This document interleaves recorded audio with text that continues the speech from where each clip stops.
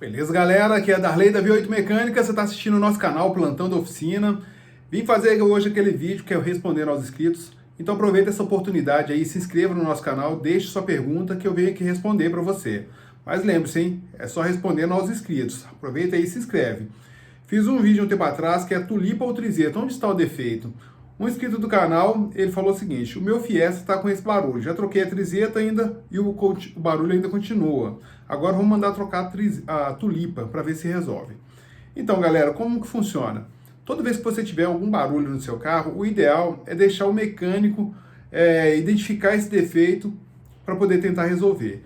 Mas da seguinte forma, você vai ter que rodar no carro com o mecânico, mostrar para ele onde está o barulho. Se ele identificar o barulho, aí sim ele vai tentar correr atrás ali desse barulho para ver se identifica onde está o defeito.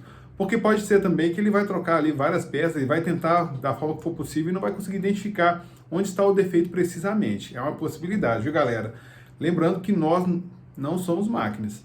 Somos seres humanos como qualquer um outro. Porém, a gente trabalha realmente no meio da mecânica, então a gente tem que tentar dar soluções para os veículos aí.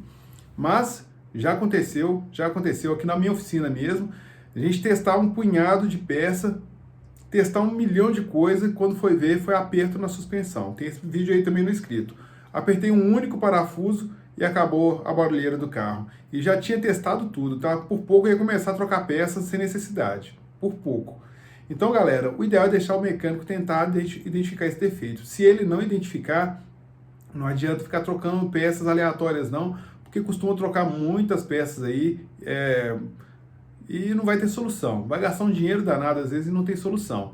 Mas dá uma avaliada também no aperto de suspensão, tá? Eu já peguei 3 Fiestas com o mesmo problema. Vai apertando a suspensão ali, um parafuso está frouxo, apertou ele, acabou o barulho. E o barulho era grande, não era pequeno não. Bacana? Muito obrigado por assistir aos nossos vídeos aí, galera. Estamos próximos aí de chegar a 1 milhão de inscritos. Falta pouco, né? Mas eu conto com a sua compreensão, com a sua inscrição no nosso canal para a gente chegar lá. Um grande abraço e até o próximo vídeo.